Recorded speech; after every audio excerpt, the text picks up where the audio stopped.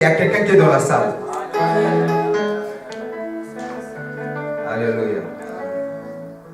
Wow. C'est merveilleux. David disait quelque chose. Vaut mieux un jour dans la maison de l'Éternel que 1000 jours ailleurs. Amen. Wow. Il dit un jour dans la maison de l'Éternel vaut mieux que 1000 jours ailleurs. C'est profond. Alléluia. Et nous voulons dire oui ce matin à cette parole parce que c'est la vérité. Amen. Un seul jour dans la maison de l'Éternel, toute une vie peut changer. Amen. Alléluia. Toute une destinée. Alléluia. Moi, je connais un homme de la Bible qui est né aveugle. Mais le jour qu'il avait rencontré la maison de l'Éternel, sa vie avait changé. Amen. Je lui dis oui. Oui. Oui. Je dis oui. Oui. Oui. Je dis oui, Seigneur. Je dis oui, à ta Seigneur. parole, Seigneur. Je dis oui. Oui. Je dis oui. Ta parole, c'est le oui et la main. Lorsque nous disons oui, nous disons ainsi soit à ta parole. Ainsi soit-il à ta parole ce matin, Seigneur. Je dis oui, Seigneur. Je dis oui, Seigneur. Je dis oui. Oui.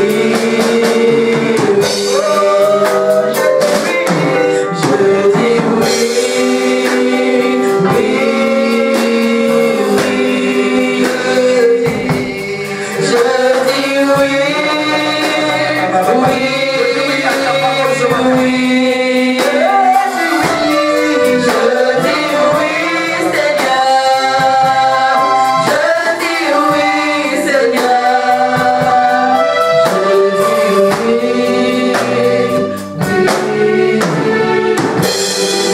Lorsqu'elle a été annoncée, elle n'a été que le oui et l'amen. C'est pourquoi nous voulons l'honorer ce matin. Nous voulons honorer ta parole. Il est écrit que tu, en voyant ta parole elle est guérie. Alléluia. Nous avons reçu un papa de la maison. C'est quelqu'un qui m'est beaucoup cher. Alléluia. C'est quelqu'un qui nous est déjà, qui nous est cher. Nous l'avions déjà reçu 2 fois en ce lieu, mais il n'avait jamais parlé. Alléluia. Il avait interprété. Il était le prophète du prophète. Alléluia. Amen. Mais aujourd'hui, Dieu lui a mis à cœur de venir nous parler. Alléluia. Amen. Et la parole de Dieu dit quelque chose. Qu'ils sont doux, qu'ils sont beaux sur les montagnes. Les pieds de celui qui annonce l'évangile. Ne le vois pas comme il est mince. Alléluia. C'est quelqu'un qui a avalé le rouleau. Alléluia. Moi, je ne ferai pas les commentaires parce qu'il a l'âge. Il a même plus que l'âge. Il parlera. Alléluia. C'est vrai que tu as écouté les prédicateurs. Tu as l'habitude d'écouter ici. Alléluia. Mais l'homme que nous recevons ce matin, c'est un homme spécial. C'est pourquoi il est venu avec un message particulier, spécial pour toi. Est-ce que tu es content de le recevoir? Alléluia. Pasteur Habib, nous sommes contents de te recevoir. Amen. Nous savons que tu as un message particulier pour nous. Amen. Alors lorsque je vais appeler le serviteur de Dieu, on va se lever, on va acclamer pour la gloire de Dieu. J'appelle le pasteur. Le pasteur a dit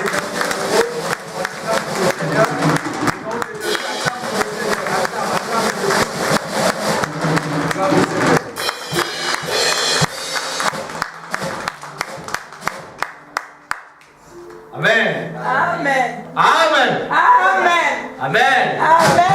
Давайте встанем. On se lève.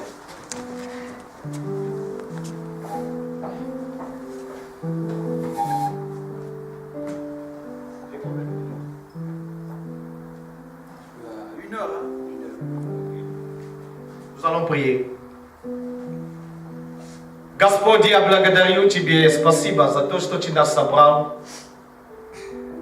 Мы превозносим имя Твое, Господь, потому что это Ты нас собрал на этом месте.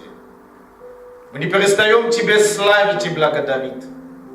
Я благодарю Тебя, Господь, за все Твое благодеяние. Спасибо Тебе, Господь, за елей, который течет здесь, на этом месте. Я противостою дьяволу в наших сердцах во имя Иисуса Христа. Я не спровергаю властей, начальство мироправителей, направлено против этого служения. И провозглашаю, что Ты Господь, господствующий. Ты на этом месте и руководи каждый из нас, находящихся здесь, на этом месте. Мы славим и превозносим Тебя и даем Тебе честь и все. Nous te disons merci Seigneur pour tout ce que tu fais. Nous élevons l'étendard de ta croix et nous proclamons ta Seigneurie. Seigneur, tu nous as choisis, tu nous as établis. Tu as fait de nous un sacerdoce et un royaume. Seigneur, merci pour tout ce que tu fais pour tes enfants. Et tends ta main maintenant, éternel des armées, au nom puissant de Jésus-Christ. Je résiste au diable dans ces lieux. Je renverse les autorités, les principautés, les princes des mondes de ténèbres qui peuvent être établis dans la vie de chacun de nous. Au nom de Jésus-Christ, Seigneur, je lève l'étendard de ta croix et je proclame que Jésus est Seigneur. Jésus est Seigneur. Jésus est Seigneur dans ces lieux. Jésus est Seigneur dans tout ce que nous allons faire. Seigneur, que ta Seigneurie vienne et que tu te glorifies. Merci Seigneur Jésus-Christ. Au nom puissant de Jésus-Christ que j'ai ainsi prié. Amen. Amen. Amen. Vous pouvez vous asseoir.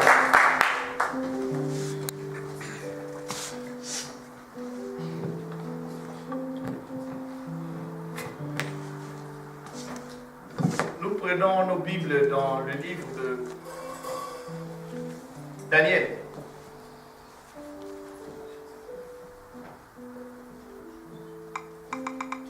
Daniel chapitre 10. Quand vous êtes dans un moment de prière, le pasteur m'a dit que vous avez 21 jours de prière. Et nous allons essayer de voir un peu le Dieu de Daniel. Amen. Поскольку церковь находится в молитве, 21 день мы будем говорить о Данииле, немножко о его сетовании и то, что происходило. Donc, Daniel chapitre 10, à partir du premier verset, l'homme de Dieu. Vous en avez là, Daniel? Vous pouvez lire, hein? Je peux lire à votre voix. Verset 1 jusqu'à combien? Quand je vais dire stop, en principe, tout le verset nous concerne. Mais on va dire stop. On se laisse pour la lecture de la parole. La troisième année de Cyrus, roi de Perse, une parole fut révélée à Daniel, qu'on nommait Belshazzar. Cette parole qui est véritable annonce une grande calamité. Il fut attentif à cette parole et il eut l'intelligence de la vision. En ce temps-là, moi, Daniel, je fus 3 semaines dans le deuil. Je ne mangeais aucun mets délicat. Il n'entra ni viande, ni vin dans ma bouche. Et je ne moignis point jusqu'à ce que les 3 semaines fussent accomplies. Le 24e jour du premier mois, j'étais au bord du grand fleuve qui est Hiddekel.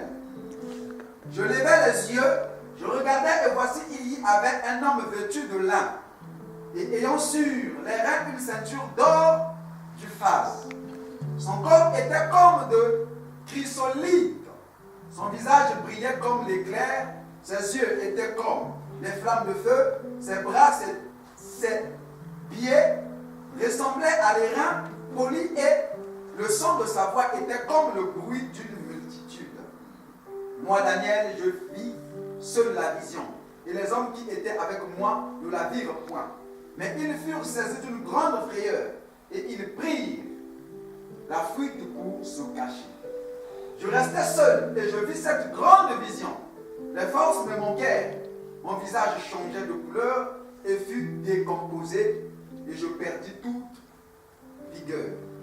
J'ai entendu le son de ses paroles, et comme j'entendais le son de ses paroles, je tombais frappé d'étourdissement, la face contre terre. Et voici une main me toucha, et secoua mes genoux et mes mains. Puis il me dit, Daniel, homme bien-aimé, sois attentif aux paroles que je vais te dire, et tiens-toi debout à la place où tu es, car je suis maintenant envoyé vers toi. Lorsqu'il m'eut ainsi parlé, je me tins debout et tremblant. Il me dit, Daniel, ne crains rien, car le premier jour où tu as eu à cœur de comprendre et de t'humilier devant ton Dieu, tes paroles ont été entendues, et c'est à cause de tes paroles que je viens. Le chef du royaume de Perse m'a résisté 21 jours.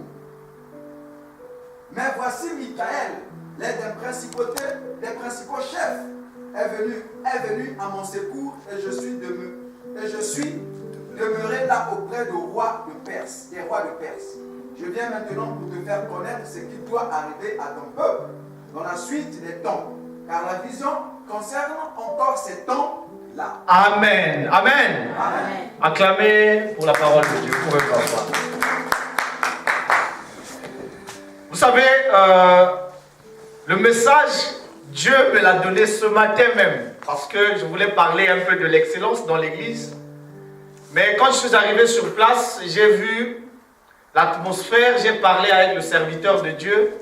Et quand je suis allé dans la cuisine pour préparer le message, Dieu me dit, il faut parler du deuil de Daniel. Parce que l'église, en ce net moment, est en train de suivre un jeûne de 21 jours. Amen. Et Dieu m'a demandé de parler sur le combat spirituel réellement. Ce qui est la chose la plus importante dans ce qui se passe ici. Vous savez, le peuple de Dieu était déporté en Babylone. Et ils étaient là-bas en captivité. Et Daniel était la personne au travers duquel Dieu avait donné la vision. Et la Bible dit que Daniel a prié.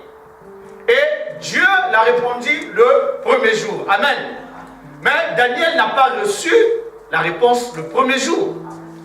Daniel n'a pas reçu la réponse le premier jour. Pourquoi? Parce que, vous savez, la prière, c'est un dialogue. La prière, c'est parler avec Dieu. Et lorsque nous prions, la prière a deux sens. La prière monte, ça arrive à Dieu, et Dieu nous répond. Alléluia. Donc, lorsque notre prière est faite, la prière peut être intercédée au moment où elle monte. Amen. Donc, nos paroles peuvent ne pas être entendues par Dieu. Amen. La Bible nous dit que non, Daniel avait prié, Dieu avait écouté la prière de Daniel, mais Dieu avait répondu à la prière de Daniel. Mais il y a une chose qui frappe à l'œil, c'est que Daniel n'avait pas reçu la réponse le premier jour. Et vous savez, le temps n'est pas tellement... Je peux? Voilà. Vous savez, la Bible nous dit, lorsque nous prenons le livre de Genèse au commencement, on va ouvrir la Bible pour...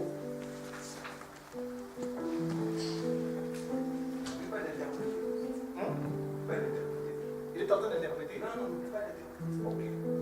La Bible nous dit que au commencement, Dieu créa les cieux et la terre. Amen. Et à partir du verset 2, la Bible dit que la terre était informe et vide, et il y avait des ténèbres à la surface de l'abîme, et l'Esprit de Dieu mouvait au-dessus des cieux. Lorsque Dieu créa les cieux, on dit que les cieux, parce que dans la compréhension des choses, quand nous parlons des cieux, il n'y a pas seulement un seul ciel. Amen. Et nous connaissons qu'il y a trois cieux. Il y a trois ciels.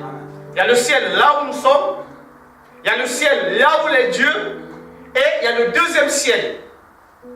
Et ce deuxième ciel, c'est là où résident les principautés, c'est là où résident les autorités, c'est là où résident les princes des mondes de ténèbres.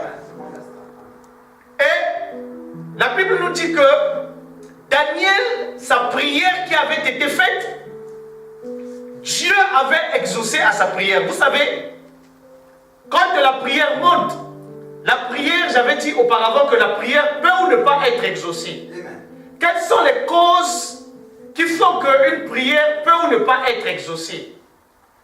Il y a beaucoup de causes, mais je peux énumérer quelques-unes.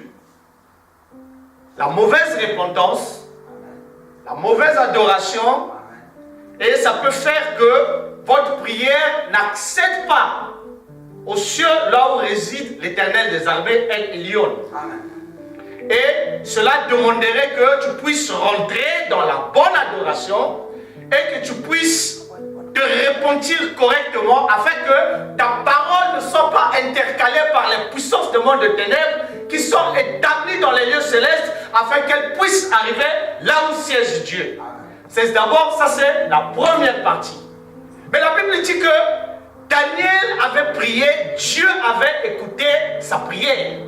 Vous savez, les enfants de Dieu, quand ils viennent, il y a beaucoup d'enfants de Dieu en étant à l'église qui viennent, qui se disent que non, voilà, moi je prie depuis des années, moi je prie beaucoup, pourquoi Dieu ne me répond pas? Et puis les gens commencent à dire non, voilà, c'est peut-être parce que c'est la faute au pasteur, c'est la faute à l'église. Mais moi je me dis souvent que les enfants de Dieu, beaucoup seront surpris lorsqu'ils vont se retrouver une fois là-bas, lorsqu'on va leur dire que non, voici ce que tu avais demandé. Il y a de cela, lorsque tu étais sur la terre, tu avais été exaucé et répondu, mais par le manque de connaissances, tu n'avais pas reçu la réponse comme il se doit. Et voilà, c'est ce qui s'est passé avec Daniel. Et la Bible nous dit que Daniel est resté 21 jours en prière, mais Dieu l'avait répondu le premier jour. Vous savez, la Bible dit ceci, que Dieu a formé les projets les meilleurs pour ses enfants. Il dit que je connais les projets que j'ai formés pour vous. Les projets de bonheur et non de malheur, pour vous donner de l'avenir et de l'espérance. Mais par contre, il y a l'ennemi, Satan, qui a aussi un projet. La Bible dit que le voleur ne vient que pour voler, égorger et détruire. Il vole quoi? Il vole notre foi, il vole notre engagement. Et fin de fait, c'est pour nous détruire, c'est pour nous mettre dans l'égarement. Et par rapport au système qui se trouvait dans les cieux, parce que je voudrais vous parler un peu du combat spirituel, et nous allons prier, parce que vous êtes en ce net moment, à un temps où vous êtes en train de prier pendant 21 jours. Et je pense qu'il y a quelque chose qui va être libéré dans la vie de quelqu'un aujourd'hui. Amen. Si Dieu avait répondu à Daniel, ce que tu as exaucé, ce que tu es en train de demander maintenant au Seigneur, Dieu va te l'exaucer si et seulement si tu respectais les principes de Dieu selon la voie qu'il est en train de te demander. La Bible dit dans le livre de Genèse, si j'essaie un peu d'expliquer ce qui se passait, qu'au commencement, Dieu créa les cieux et la terre. La terre était informe et vide. Et il y avait des ténèbres à la surface de l'abîme. Amen. Vous savez, qu'est-ce qui s'est passé en réalité avec les enfants d'Israël? les enfants d'Israël étaient déportés dans le royaume de Perse. Le royaume de Perse était un royaume qui était païen. Ils ne célébraient pas non plus, ne louaient le Dieu El Elyon. Eux, ils avaient leur pratique. Et vous savez, lorsque une contrée loue pas le Dieu El Elyon et ils ont des pratiques, il y a des choses qui se passent sur le niveau spirituel. La Bible nous dit dans le livre de Apocalypse, on ouvre Apocalypse chapitre 12.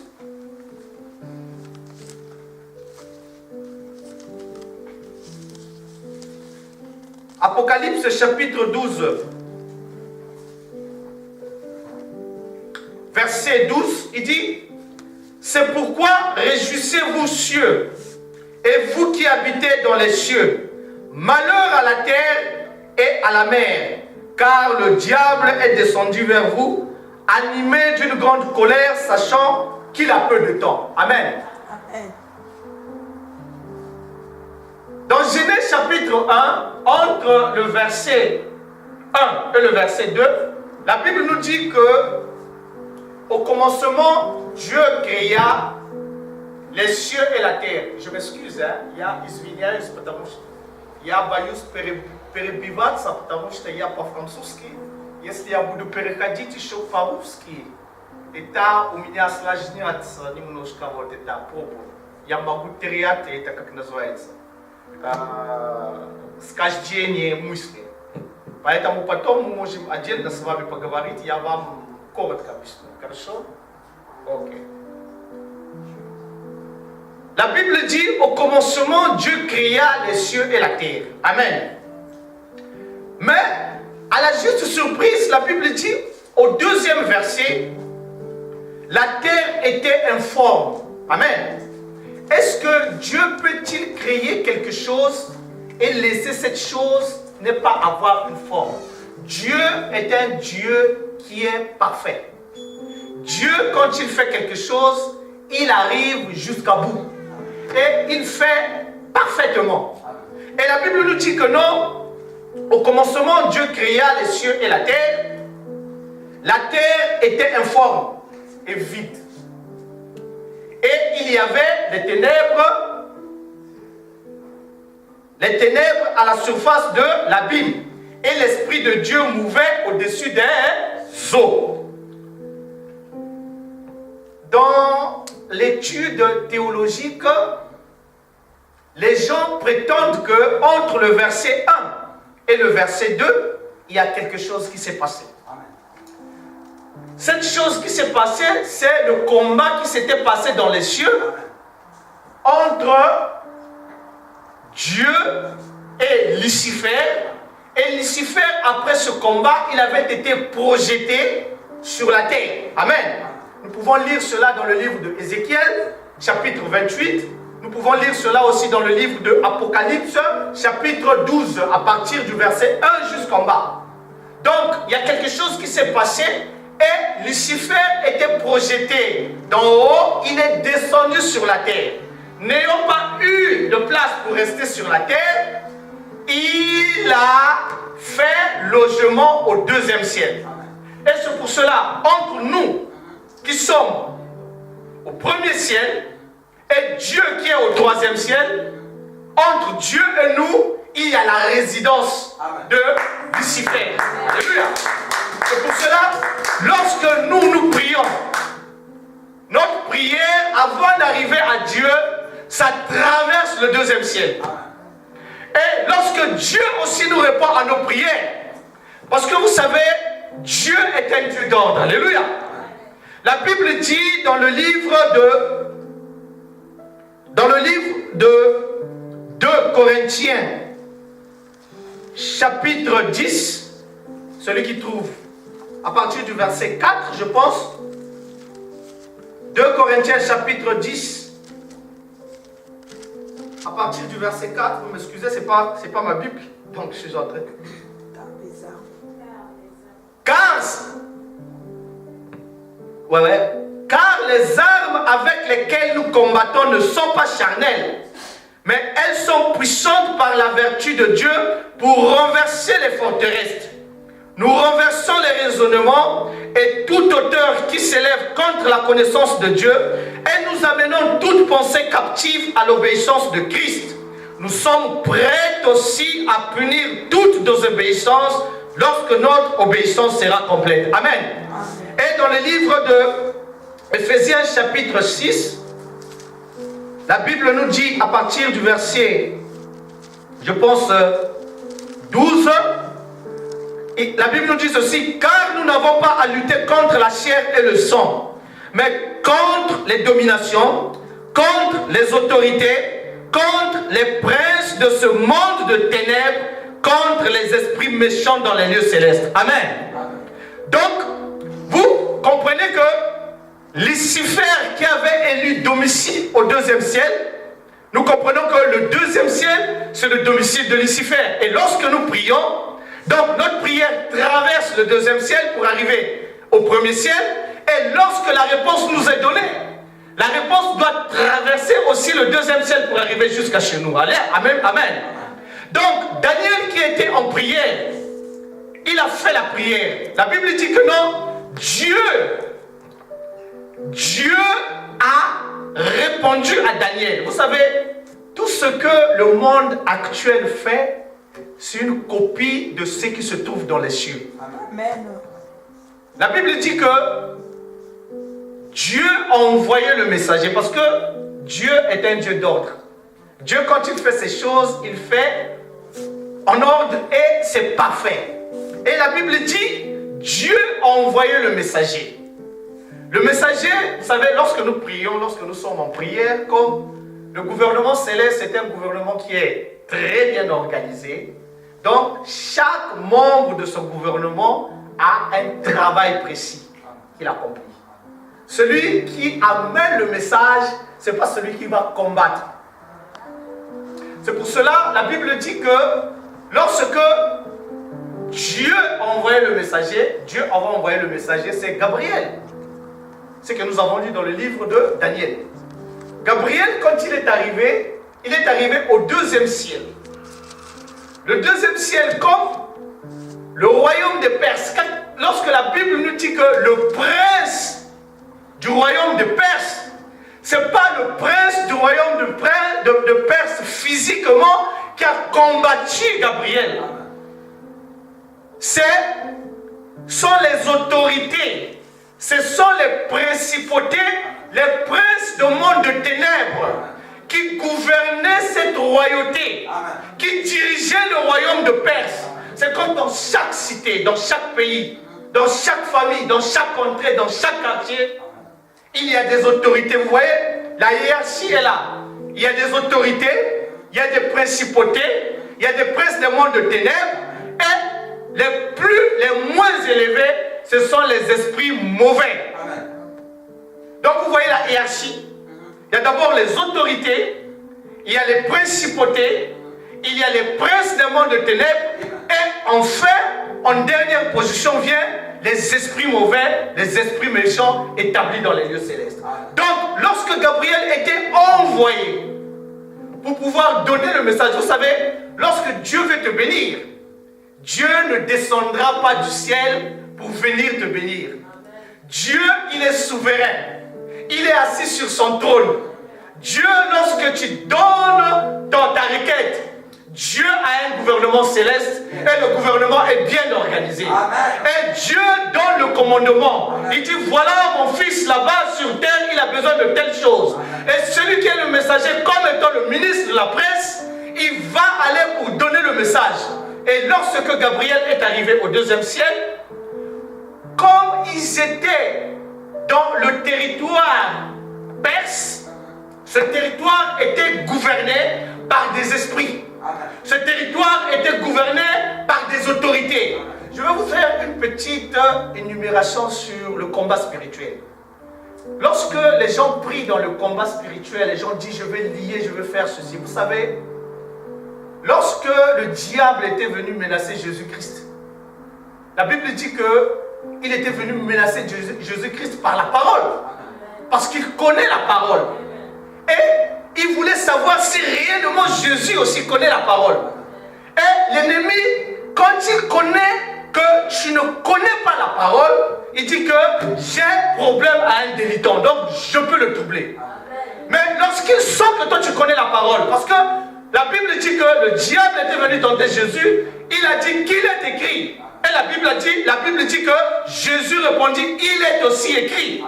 Et quand il a compris que non, Jésus connaissait la parole, il a dit que non, ici, là, je ne peux pas rentrer. Amen. Donc la parole est très importante dans la vie d'un enfant de Dieu. Nous devons connaître la parole. Et à un certain moment, cette parole doit se mélanger avec nos os, avec nos pensées, avec notre chair, afin que lorsque nous voulons prendre telle décision, lorsque nous voulons faire quelque chose de mauvais, mais sans pourtant se rendre compte, le fait que la parole s'est immolée dans notre vie, nous allons prendre de bonnes décisions sans pourtant le savoir. Pourquoi? Parce que nous sommes devenus un avec cette parole. Donc c'est pour cela, dans le combat spirituel, le combat, la Bible dit que non, nous ne luttons ni contre la chair ni contre les sangs. Non, contre les autorités, contre les principautés, contre les princes des mondes de ténèbres établis dans les lieux célestes. Vous savez que c'est qu'une autorité? L'autorité, c'est quelqu'un ou quelque chose qui a été établi. Amen. Et ce n'est pas toi qui l'as établi. Par exemple, les autorités, par exemple, le maire de la ville de Tambov, c'est une autorité. Il a été établi là. Et ce n'est pas parce que toi tu vas te fâcher qu'il va quitter son poste. Ça, c'est une autorité. Ce n'est que celui qui l'a établi qui peut l'enlever de là. Donc, dans la hiérarchie spirituelle, il y a des autorités, il y a des principautés, il y a des princes des mondes de ténèbres et il y a des esprits mauvais. Les esprits mauvais, c'est comme les policiers que nous rencontrons dans des villes. Quand tu as un problème avec le maire de la ville de Tambov, il ne viendra jamais chez toi. Il va envoyer le policier du quartier. C'est le policier du quartier qui viendra pour venir te voir. Mais lui, le maire de la ville, il ne viendra pas. C'est la même chose que le diable a copié dans la hiérarchie divine. Yes. Et il a établi les choses comme cela. Il a établi les autorités, il a établi les principautés, il a établi les princes des mondes de ténèbres. Et nous, il nous a dit que non, je vous ai donné le pouvoir de marcher sur le serpent et le serpent, sur l'astuce, sur les dragons. Et vous pourrez boire des breuvages mortels, rien ne pourra vous arriver. Il dit, résistez au diable, il fuira loin de vous. Et il dit, chassez les esprits mauvais. Il ne nous dit pas de chasser les autorités. Il nous dit, chassez les esprits mauvais. Donc, lorsque tu rentres dans la mauvaise compréhension de la parole de Dieu, lorsque tu commences à chasser les autorités, le diable comprend que tu ne connais pas la parole. Et c'est pour cela, la majorité des enfants de Dieu reçoivent des coups, reçoivent des problèmes. Et en principe, quand tu sors de la prière, tu dois être régénéré. Mais quand un enfant de Dieu sort de la prière abattue, en tout cas, tu dois revoir encore qu'est-ce qu'il a. Parce que dans la présence de Dieu, c'est la louange. Alléluia. Dans la présence de Dieu, c'est la gloire. Et voilà, Daniel, après avoir prié le premier jour, Dieu lui répondit le même jour. Mais les principautés qui gouvernaient le royaume de Perse n'ont pas donné à Gabriel la possibilité de traverser le deuxième ciel. Vous savez, Jésus-Christ, lorsque ses disciples sont venus le voir, ils ont dit, Seigneur, apprends-nous à prier. Jésus dit, bon, mais je ne peux pas vous donner un modèle précis, mais je vais vous donner un canevas. Il dit, notre Père qui est aux cieux, que ton nom soit sanctifié, que ton règne vienne, que ta volonté soit faite sur la terre comme au ciel. Donne-nous aujourd'hui notre pain de ce jour. Pardonne-nous nos offenses, comme nous pardonnons à ceux qui nous ont offensés. Et ne nous soumets pas à la tentation, mais délivre-nous du mal. Jésus savait que le malheur existe. Amen. Jésus n'a pas négligé l'existence du malheur. Si Jésus a repris cela dans sa prière, il savait que réellement, et la Bible nous dit que le Fils de l'homme est apparu pour détruire les œuvres du malheur. Donc il savait que le malheur existe. Et vous voyez, les enfants d'Israël, en se retrouvant dans le royaume des Perses, ils ont oublié quelque chose. Ils ont oublié que le royaume de Perse n'était pas commandé par Jésus. C'était commandé par des principautés et des autorités. C'était commandé par des esprits qui gouvernaient ce royaume. Vous savez, là où tu vis, cette ville-là où tu es, tu ne sais pas comment cette ville a été créée. Tu ne sais pas quelles sont les paroles qui avaient été prononcées pour cette ville. Même là où tu vis dans ta maison, tu ne sais pas la personne qui avait vécu dans cette maison avant toi. Amen. Donc tu ne peux pas savoir les autorités qui étaient appelées pour gouverner dans ces lieux-là. Donc toi, en tant qu'enfant de Dieu, lorsque tu viens dans une contrée, lorsque tu ne sais pas, tu n'as pas la révélation, de faire de telle sorte que, de faire soumettre tous les esprits qui se trouvent dans cette contrée sous l'autorité de Jésus-Christ, tu auras des problèmes. C'est ce qui s'est passé avec Daniel. La Bible dit que Dieu a écouté la prière de Daniel. Dieu a répondu à Daniel. Dieu a envoyé l'archange Gabriel, qui est le ministre de la presse. L'archange Gabriel est arrivé au 2e ciel. Comme le premier ciel, là où se trouvait Daniel, n'avait pas donné l'autorisation ou l'autorité aux esprits qui étaient dans les lieux célestes de se soumettre, ces esprits-là étaient agités. Ces esprits-là ne voulaient pas que notre Daniel puisse recevoir la révélation des enfants de Dieu. Et c'est pour cela, ce monde de ténèbres s'est levé contre la prière de Daniel. Et ils ont intercalé la prière de Daniel. Ils ont intercalé la réponse que Dieu avait dépêchée au travers de Gabriel. Alléluia.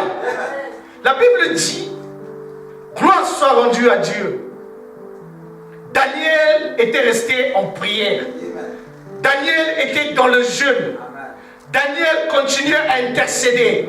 Le gouvernement céleste a remarqué que non, Daniel est en train de demander la même chose. Dieu se dit, mais comment? Mais Daniel, nous avons envoyé la réponse.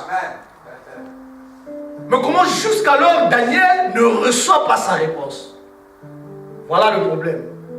Le problème se trouvait au 2e ciel. Alléluia. Amen. Le 2e ciel. Le 2e ciel n'était pas soumis à l'autorité de Jésus-Christ. Vous savez, en tant qu'enfant de Dieu, nous devons apprendre à soumettre les autorités. Tu ne peux pas chasser une autorité, mais tu peux lui rappeler tes droits. Tes droits, ce sont tes droits.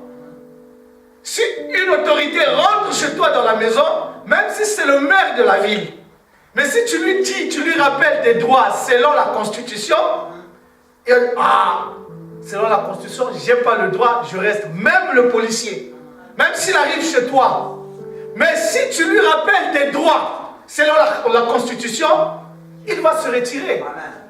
Donc, en tant qu'enfant de Dieu, nous ne devons jamais négliger le côté du combat spirituel en soumettant les autorités. La Bible dit que Daniel est resté 20 jours en prière. La Bible déclare dans le livre de Daniel, l'homme de Dieu, si tu trouves, j'ai un peu de difficulté pour retrouver en français, je suis habitué à prêcher en russe. Si tu retrouves Daniel, voilà. À partir du verset 12, il dit, Daniel, n'aie pas peur, car dès le premier jour où tu as eu à cœur de comprendre et de t'humilier devant ton Dieu, tes paroles ont été entendues. Et c'est à cause d'elles que je suis venu.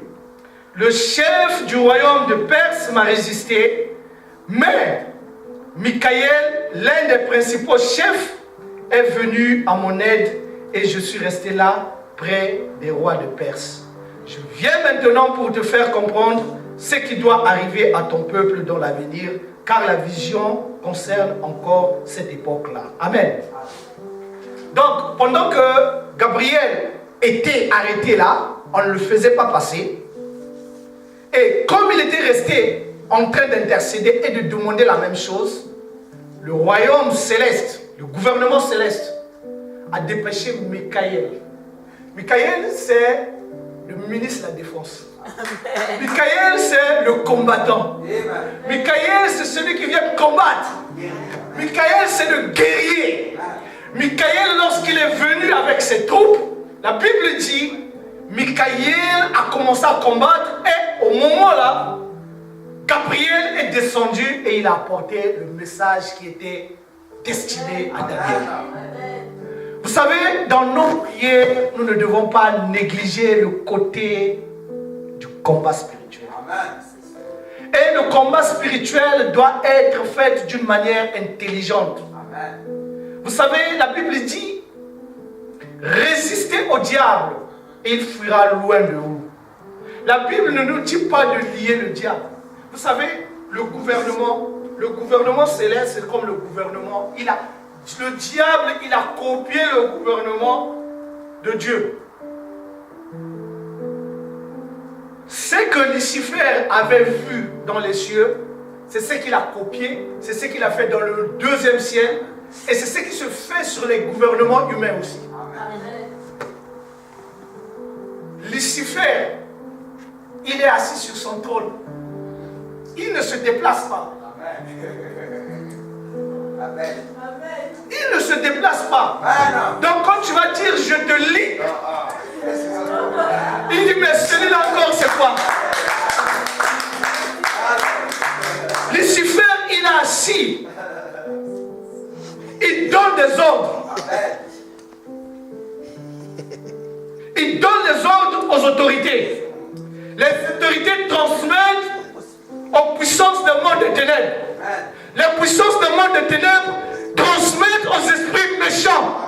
Et ce sont les esprits méchants qui nous trouvent. Ils viennent, ils commencent à te perturber, tu deviens malade, ils commencent à te donner un peu de pression là, tu commences à avoir mal à la tête, oh moi j'ai des problèmes. Et quand tu dis, je te lis Satan, il rit. La Bible déclare que mon peuple périt par manque de connaissance. Mais tu lis Satan, lui il est là-bas.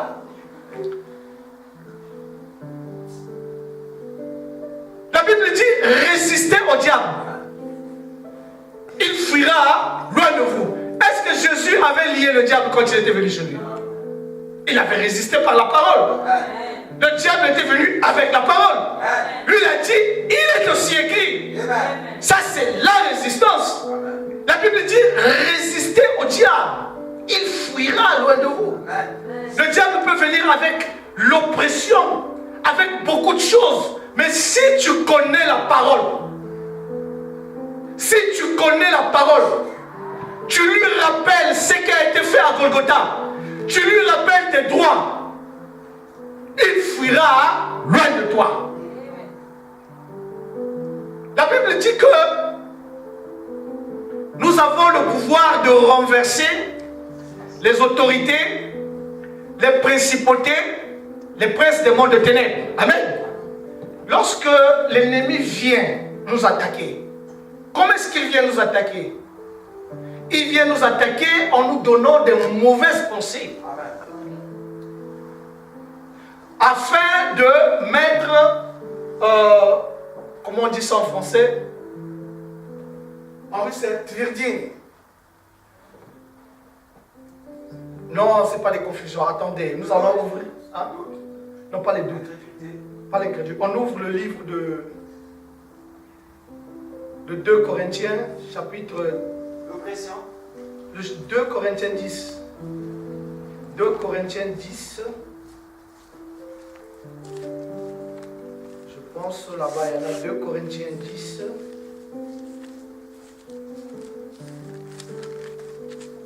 Les forteresses, voilà. C'est ça. Virgin, les forteresses. C'est-à-dire, quand il vient, il nous nous émet ses pensées.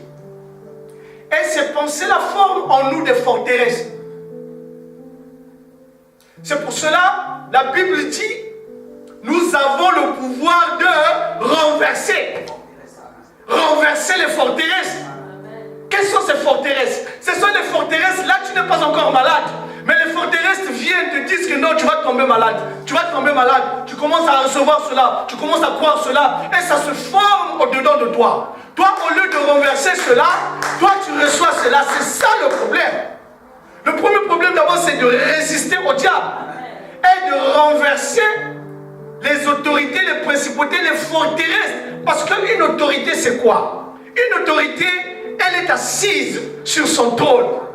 Tu ne peux pas le chasser, mais ne fût-ce que tu peux renverser le fauteuil sur lequel il est assis. Amen. Donc, quand ils viennent avec des mauvaises pensées, nous devons renverser ces forteresses.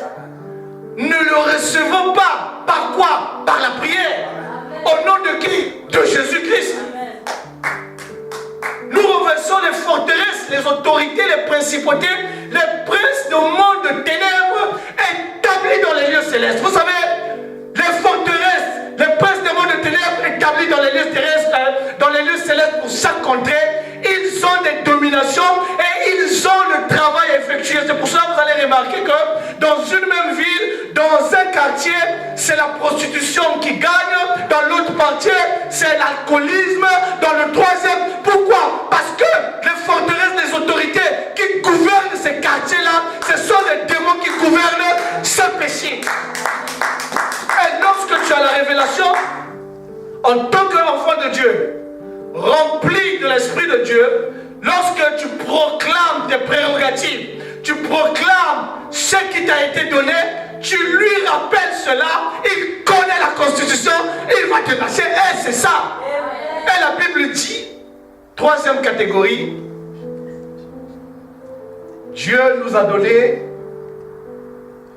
la puissance, la force de chasser les esprits mauvais, les esprits démoniaques. Et les esprits mauvais, ça c'est notre droit. Nous avons le droit de chasser. Si tu connais l'esprit qui est en train de faire du mal, ou c'est un esprit de... Si tu connais, vous savez, les esprits, il faut les appeler par leur nom. C'est pour cela, vous allez remarquer dans le livre de Genèse, chapitre 1, la Bible dit, au commencement, Dieu créa, créa les cieux et la terre. La terre était informe et vide. Il y avait des ténèbres à la surface de l'abîme. Et l'Esprit de Dieu se mouvait au-dessus des eaux. Et le troisième verset, Dieu dit que la lumière soit et la lumière fut. Je vais attirer votre attention ici. Pourquoi l'Esprit de Dieu se mouvait sur la terre? Parce que il y avait les ténèbres. Là où il y a les ténèbres, l'Esprit de Dieu ne peut pas pénétrer. Et comme il y avait les ténèbres, la terre ne pouvait pas avoir la forme. Amen. Comme la terre ne pouvait pas avoir la forme, la terre ne pouvait pas donner la vie. Vous savez, c'est ça aussi la vie de la plupart des enfants de Dieu. Il y a beaucoup d'enfants de Dieu qui viennent à l'église. Le Saint-Esprit meut sur l'église. Mais le Saint-Esprit est à la surface. Ils peuvent dire, ils peuvent comprendre que ça c'est la voix du Saint-Esprit. C'est le Saint-Esprit qui parle. Mais eux-mêmes, ils n'ont pas la force de commander. Parce qu'ils n'ont pas de forme. Ils sont vides. Et le Saint-Esprit peut mouvoir dans l'église. Mais quand quelqu'un n'a pas de forme, quand quelqu'un est vide, il ne peut pas commander. Il ne peut pas dire aux principautés, des princes des mondes de ténèbres, de quitter les lieux. Parce qu'il n'a pas de forme. Et c'est la vie de plusieurs enfants de Dieu à l'église. Ils n'ont pas de forme. Parce que pour que tu aies la vie, il faudrait que tu aies la forme. Pour que tu aies la forme, il faudrait que le Saint-Esprit pénètre au-dedans de toi. Et pour que le Saint-Esprit pénètre au-dedans de toi, il faut que les ténèbres soient écartées. Et pour que les ténèbres soient écartées, il doit y avoir un commandement qui doit être dit. Vous savez, pour terminer, je vais peut-être vous choquer un tout petit peu, mais c'est la réalité. Nous tous nous connaissons Moïse. Moïse était celui que Dieu avait choisi pour faire sortir Israël de la maison de la servitude. Amen. La Bible dit que homme comme Moïse, il n'y en avait jamais eu. Amen. Humilité, respect, tout était, voilà. En Moïse, il y avait toutes ces choses-là. Mais il y a quelque chose qui s'est passé dans la vie de Moïse. Quand la Bible dit que Moïse a quitté l'Égypte. Pourquoi? Parce que il avait tué. Et Moïse n'est pas rentré dans la terre promise. Pourquoi? Parce qu'il avait désobéi. Regardez ce qui se passe dans Genèse, je pense, 49. Nous allons terminer sur ça et nous allons prier. Il y a quelque chose qui va se passer dans la vie de quelqu'un. La Bible dit dans le livre de Genèse 49, Jacob appela ses fils et dit, assemblez-vous et je vous annoncerai ce qui vous arrivera dans la suite des temps. Rassemblez-vous et écoutez, fils de Jacob. Écoutez Israël, votre père. Il commence, Ruben, toi mon premier-né, ma force et les prémices de ma vigueur, supérieur en dignité et supérieur en puissance, impétueux comme les eaux, tu n'auras pas la prééminence. Car tu es monté sur la couche de ton père, tu as essuyé ma couche en y montant. Siméon et Lévi sont frères. Leurs glaives sont des instruments de violence. Que mon âme n'entre point dans leur conciliabule. Que mon esprit ne s'unisse point à leur assemblée. Amen. Car dans leur colère, ils ont tué les hommes, et dans leur méchanceté, ils ont coupé les jarrets des taureaux. Maudit soit leur colère. Vous savez, ça c'est Jacob. Avant de mourir, il est en train de laisser l'héritage à ses enfants. Vous savez, l'héritage pour nous, les enfants de Dieu, ce n'est pas le matériel. Hein? C'est ce qu'on va prononcer pour toi. Amen. Jacob est en train de laisser l'héritage à ses enfants. Mais quand nous essayons d'analyser la parole, nous remarquons que l'héritage qu'il laisse à Lévi, c'est la malédiction. Amen. Il a laissé la malédiction du meurtre et de la colère. Amen. C'est pour cela, Moïse, en naissant de la tribu de Lévi, donc il était rentré dans cette malédiction. Et vous allez comprendre que lorsque Moïse était clean avec Dieu, lorsqu'il faisait les choses normalement, Moïse était humble, Moïse était aimable, Moïse était aimé de tout. Il faisait des choses à bon escient. Tout le monde l'aimait et ça réussissait.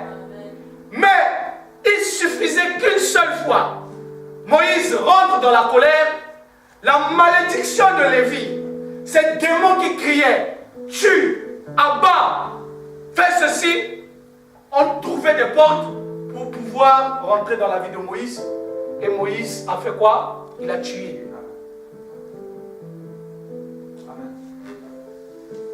Et vous savez, les puissances des mondes des ténèbres, ce sont des choses que seulement Dieu peut révéler. Dieu avait révélé à Moïse beaucoup de choses. Mais cela n'était pas révélé. Et vous allez remarquer que non, la tribu de Lévi avait vécu dans une malédiction. Et cette malédiction était prononcée par qui? Par l'arrière-arrière-grand-père. Quand bien même ils ont fait 400 ans en Égypte. Mais quand ils sont sortis de cela, cette malédiction pesait sur eux. Et la Bible dit qu'il faut qu'il y ait un prophète, un serviteur de Dieu, qui reçoit la révélation divine et que le Saint-Esprit lui dise que non, la chose là doit se passer comme ceci, c'était passé comme cela, pour qu'on puisse mettre fin à cela.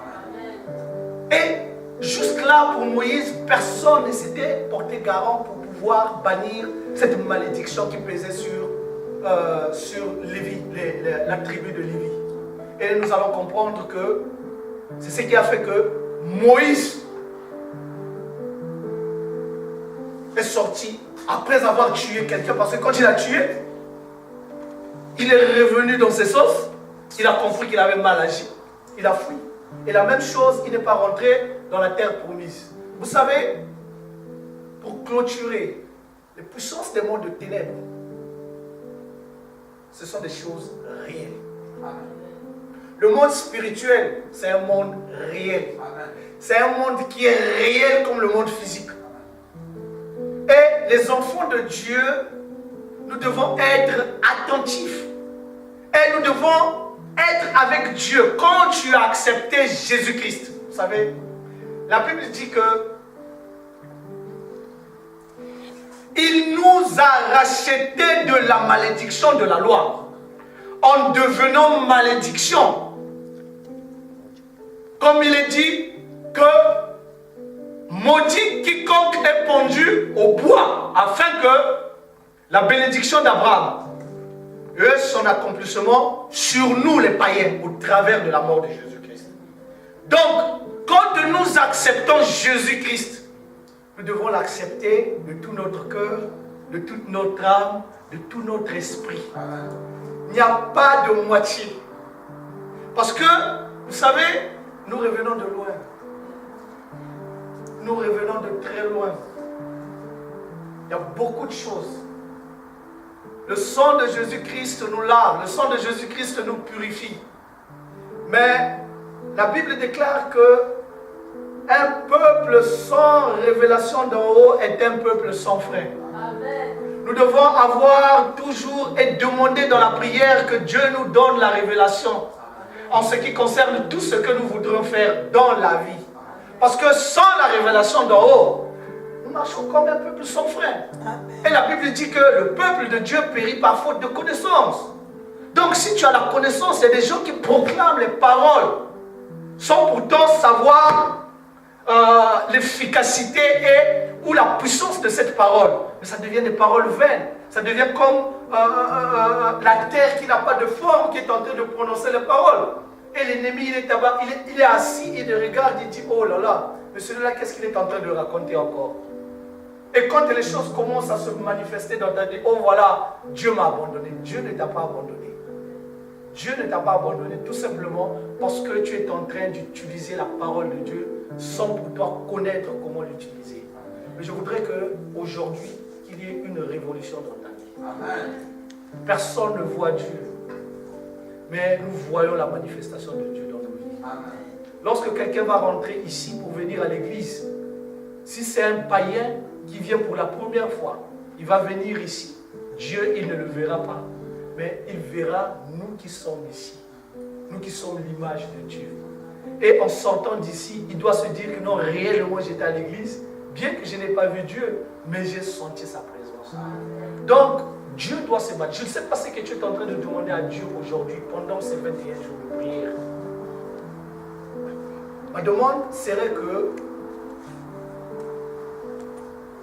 les puissances des mondes de ténèbres qui peuvent être établies, que ce soit dans cette vie, que ce soit dans les lieux célestes, qui réclament ta vie, dans ta famille, des esprits de réclamation, des problèmes de famille,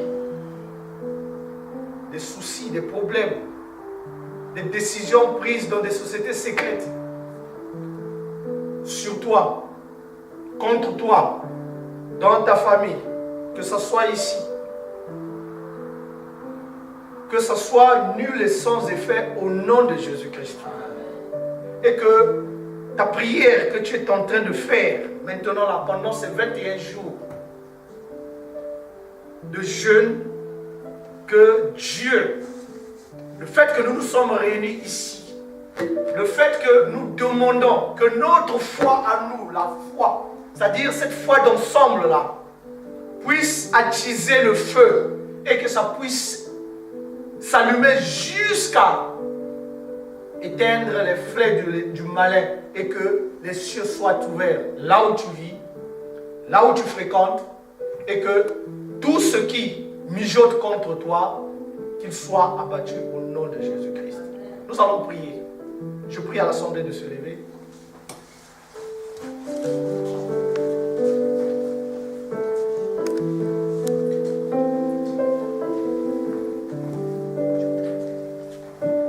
Seigneur, en effet,